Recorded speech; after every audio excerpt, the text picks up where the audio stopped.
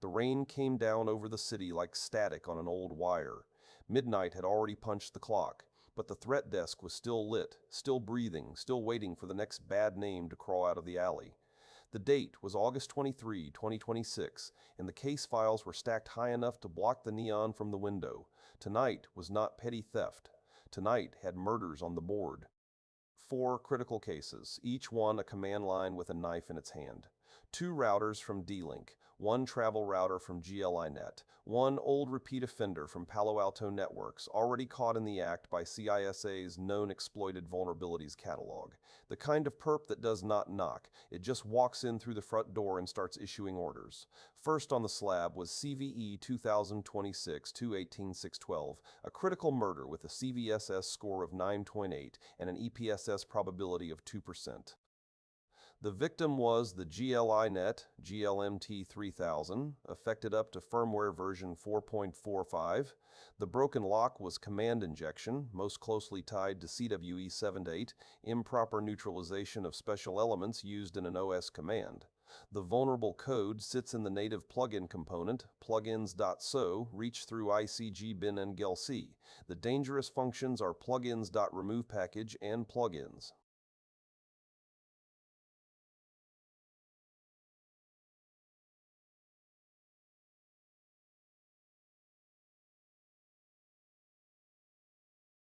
The native plugin builds an operating system command without safe argument handling. Then the device shell does the rest. What was supposed to install or remove a package becomes a remote command execution lane. The scope is ugly because these little boxes travel. The GL-MT3000, known as the Barrel AX, is a portable Wi-Fi 6 router used by remote workers, travelers, small offices, labs, and privacy-minded users running VPN tunnels on the road. Firmware versions up to and including 4.4.5 are in the blast radius. A remote attacker who can reach the management interface can gain command execution on the router, likely with the privilege level of the web management process, and in many embedded router cases that means root or near root control. From there, the attacker can change DNS, steal VPN configuration, install persistence, proxy traffic, join a botnet, or use the router as a foothold into a trusted laptop behind it. Exploitation appears remote. Whether authentication is required may depend on device exposure and configuration, so the safe assumption is this. If the admin interface is reachable from an untrusted network, you have a loaded gun on the table. The remedy is to upgrade GL-MT3000 firmware to 4.4.6 or later, or the first vendor build newer than 4.4.5 that explicitly lists CVE-2026-18612. Sysadmins and home office support teams should disable WAN site administration, restrict the web interface to a trusted management VLAN, and place the device behind a firewall rule that allows administration only from known source addresses. DevOps and security teams managing field kits should inventory every GL-iNet unit and confirm firmware by device, not by purchase date. For detection, look in web access logs and device logs for requests to HCG-bin GL-C involving plugins, install package or plugins.removePackage, especially values containing semicolons, backticks, dollar parentheses, pipes, WG, chmod, or suspicious package names. A router that suddenly reaches unknown IP addresses after a plugin action deserves a long stare under a bright lamp. But that was not the only body on the slab tonight. CVE-2026-71954 was waiting in the next folder, another critical murder, CVSS 9.8, EPSS probability 2%. This one worked the D-Link DWR-M961, hardware version C1 with firmware before 1.1.5 C122607071.6's, CVE-78-2018 CVE-78. The vulnerable interface is Boaform Form L2TPv3 config setup, part of the router's web administration service. The attacker sends a crafted HTTP request to that endpoint and places malicious shell syntax in the tunnelid or session-ID field. The BOA web server hands the form data to the L2TPv3 configuration routine. That routine appears to compose a system command or configuration command using those fields without proper validation or safe execution. The injected text breaks out of the intended parameter and runs as an arbitrary operating system command. The affected range is precise. D-Link DWR-M961 hardware revision C1 running firmware earlier than 1.1.5 CVE-2026-71955 in 8 is vulnerable. The DWR-M961 is a cellular router class device, the kind found in small business sites, branch offices, mobile deployments, temporary work sites, and backup WAN setups. If an attacker can reach the management interface, they may gain command execution on the router. That can mean traffic interception, SIM or cellular configuration abuse, DNS tampering, firewall rule changes, credential theft, and lateral movement into the internal network. In a ransomware case, this is the first broken window. The crew gets into the edge device, maps the inside, steals credentials, then moves toward file servers and domain infrastructure. Exploitation is remote, and the available description does not require user interaction. Authentication requirements may vary by deployment, but exposed admin panels make this crime scene far worse. The patch is firmware 1.1.5 CC-2026-71955 or later for D-Link DWR-M961 hardware revision C1. Network teams should upgrade immediately, especially for units reachable from the internet or carrier networks. Until the patch lands, disable remote administration, block access to BOA Form L2TPv3 config setup from untrusted networks, and restrict management to a VPN or dedicated admin subnet. A WAF or reverse proxy rule can reject tunneled and sessioned values containing shell metacharacters, but that is a raincoat in a hurricane, not a roof.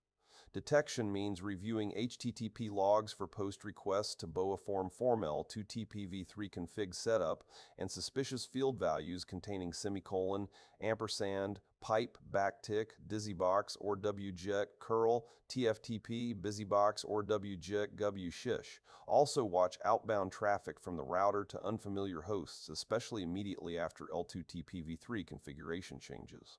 I barely had time to light another cigarette when the next file landed on my desk. CVE-2026-71955 looked like the same neighborhood, same street light, different doorway. Critical severity CVSS928, EPSS probability 2%.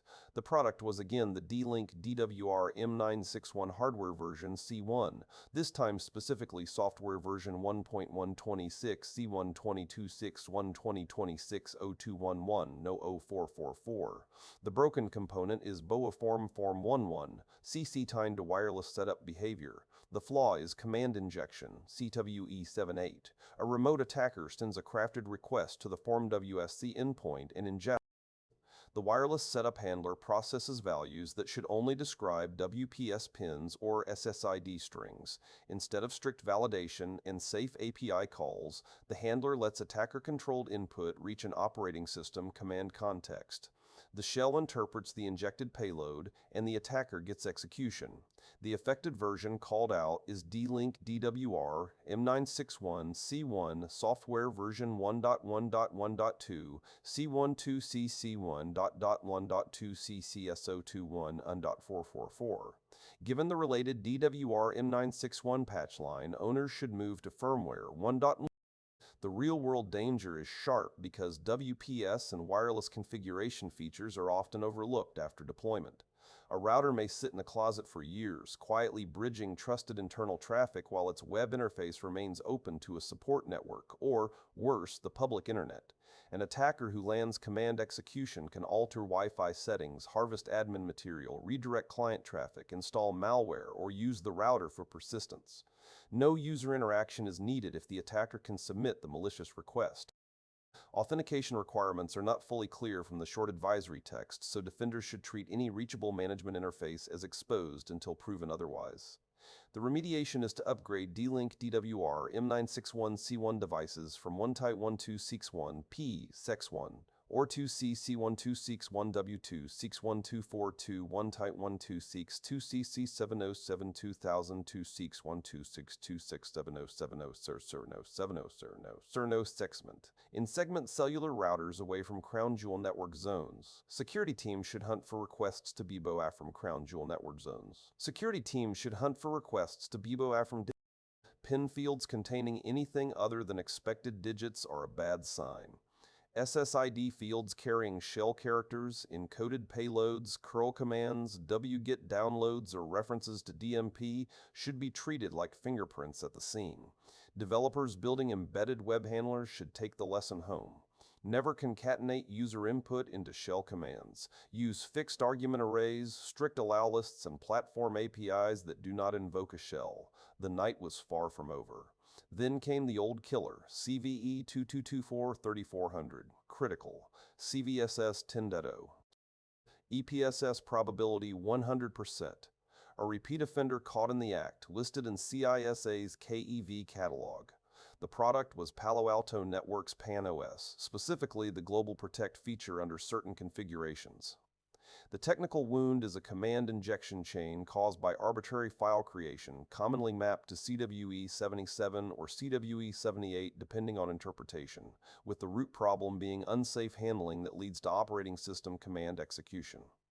The attack starts with an unauthenticated request to a vulnerable Global Protect gateway or portal. The attacker causes the firewall to create a file with attacker-controlled content or path characteristics. A later process in PAN-OS mishandles that file during telemetry or related processing. The result is command execution as root on the firewall, no stolen password, no user click, just a request, a bad file, and a root shell waiting in the dark. The affected versions are specific and tied to configuration. PAN-OS 10.2 versions before 10.29H1, PAN-OS 124H14004H1, and PAN-OS 1404H1, and PAN-OS 1 versions before 11.12H3 are vulnerable when Global Protect Gateway or portal is enabled and device telemetry is enabled. Palo Alto firewalls sit at the edge of enterprises, universities, hospitals, government agencies, and service providers. They are not just appliances, they are gatekeepers. An attacker with root on one can steal configuration, harvest secrets, pivot into VPN traffic, disable security controls, create backdoor accounts, capture credentials. Exploitation requires no authentication and no user interaction when the vulnerable configuration is present. That is why this case is not theoretical. It has already drawn blood. The remediation is immediate upgrade to PAN-OS 10.2.9H1 or later 11.24H1 or later or 11.1.22H3 or later depending on your branch. If patching cannot happen at once, disable device telemetry until the upgrade is complete and restrict Global Protect exposure where business allows. Palo Alto also provided threat prevention signatures and guidance, so security teams should confirm content updates are current and applied to traffic hitting Global Protect interfaces. Firewall administrators, network engineering, security operations, and incident response should work this one together. This is not a ticket to bury in next month's maintenance window. For detection, hunt hard. Review Global Protect and system logs for unusual requests, unexpected file creation, and process behavior around telemetry handling. Look for outbound connections from the firewall to unfamiliar IP addresses, newly created files in temporary or telemetry-related paths, unknown cron entries, suspicious shell execution, and configuration changes not tied to approved work. Treat any vulnerable, exposed, unpatched Global Protect deployment as potentially compromised. Pull tech support files only with care, preserve evidence, rotate secrets stored on or passing through the device, and review VPN account activity. When the informant says 100% EPSS, he is not whispering. He is shouting through a broken phone booth at 3 in the morning. 4 cases. 1 lesson written in rainwater and shell syntax. Edge devices are no longer quiet hardware. They are computers with public faces, privileged positions, and too many forgotten doors. Command injection keeps showing up because web forms keep passing dirty input to operating system shells. That has to stop in product code, and until it does, defenders have to keep management interfaces off the open street. Patch the GL-iNet GL-MT3000 beyond 4.45. Patch the D-Link DWR-M961 C to 1.1.5 CC1-2026-71955 or later. Patch PAN-OS to the corrected hotfix releases and investigate like the intruder may already be inside. Segment the edge, restrict administration, watch the logs, and never trust a field just because it has a friendly name like sessionide or local pin. This is Jack Cipher closing the file for tonight. The city is still wet, the wires are still humming, and somewhere out there a bad command is looking for a shell. Keep your doors locked, your firmware current, and your eyes on the edge.